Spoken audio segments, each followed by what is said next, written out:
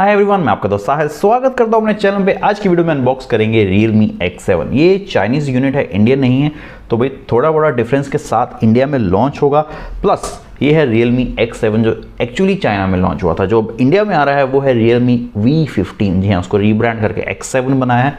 दो तीन रीज़न है, क्योंकि इसकी कॉस्ट चाइना में है नियर अबाउट 1799 युआन, मतलब ये 20-21 हज़ार का है। और वो वाला फ़ोन आया था नियर अबाउट 1400 युआन, जो नियर अबाउट बनता है 15-16 हज़ार के बाद।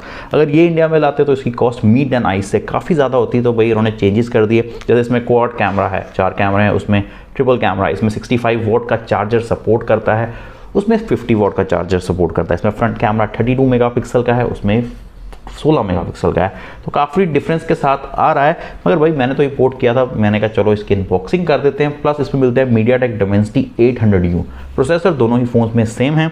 तो आज की वीडियो में हम करेंगे unbox, first impression, Antutu benchmark, Geekbench, CPU throttling test, PUBG का गेम प्ले भी दिखाऊंगा। पता चल जाएगा प्रोसेसर की परफॉर्मेंस कैसी है, क्या ये वर्थ है या हमें मीट एंड आई की तरफ जाना चाहिए।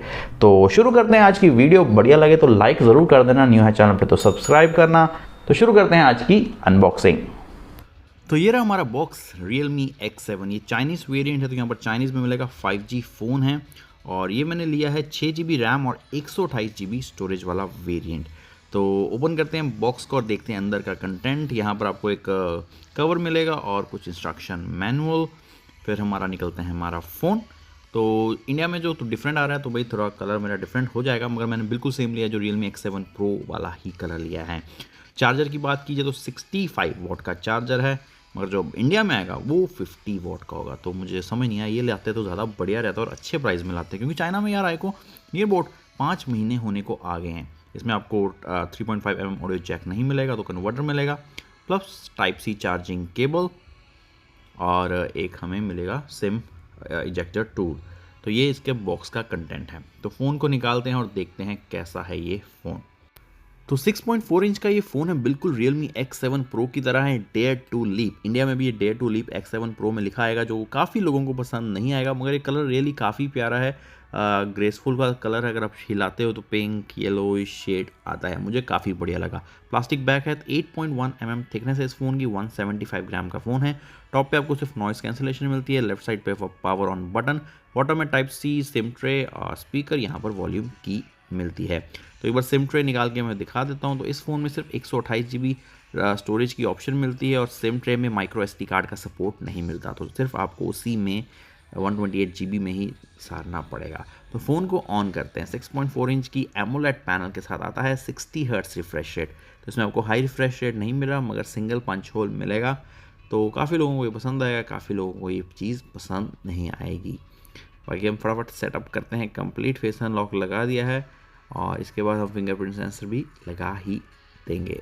तो इंडिया में भी जो AMOLED पैनल आएगा Realme X7, उसमें भी आपको हाई रिफ्रेश रेट नहीं मिलेगा, ये याद रखना। तो हम देख लेते हैं इसके फ़ोन को। तो यहाँ पर आपको सिंगल पंच होल मिलेगा। चेन काफ़ी बड़ा लगा मुझे, मतलब थोड़े पुराने स्टाइल का लगा, थोड़ा बड़ा है। Realme UI 1.0 ही आएगा, अभी अपडेट नहीं आया।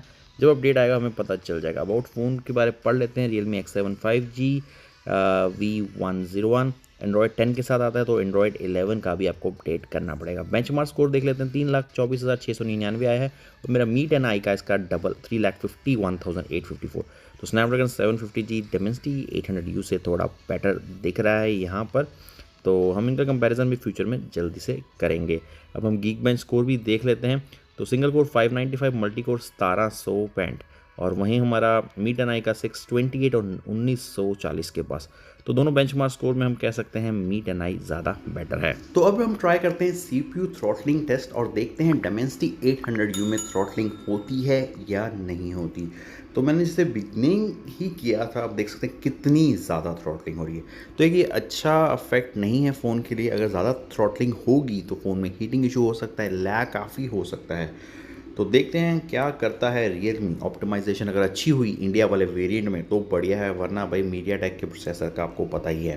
तो ये 15 मिनट का टेस्ट हो सकता है। आप देख सकते हैं थ्रॉटलिंग काफ़ी ज़्यादा हुई है और हम ओवरऑल देख लेते हैं 15 मिनट में कितनी परसेंट हुई है। तो 84% आया है, तो मतलब काफ़ी ज़्यादा थ्रॉटलिंग है। तो होपफुली इंडियन वेरिएंट में ये चीज़ ना हो। अब हम ट्राई करेंगे हमारी PUBG और देखते हैं PUBG हम किस ग्राफिक्स में खेल सकते हैं और एक छोटा सा गेम प्ले भी लगा लेंगे। तो Dimensity 800U एक मिड रेंज प्रोसेसर है, तो इसमें मेरे सबसे ज़्यादा ग्राफिक्स नहीं मिलेंगे। तो मैक्सिमम मिलता है हमें HD प्लस हाई और स्मूथ प्लस एक्सट्रीम, और सॉरी अल्ट्रा। तो मतलब आपको स्मूथ प्लस एक्सट्रीम की भी ऑप्शन नहीं मिलेगी, जैसे हमें स्नैपड्रैगन 750 Mi 10i में भी नहीं मिलती। तो एक छोटा सा मैच लगाते हैं और देखते हैं कैसी परफॉर्मेंस है। और जल्दी मैं एक PUBG टेस्ट लाऊंगा विद FPS मीटर, देखेंगे कैसी परफॉर्मेंस देता है ये फ़ोन और Dimensity 800U कैसा है। तो यहाँ पर एक बंदा छुपा बैठा है, ये अब बचा।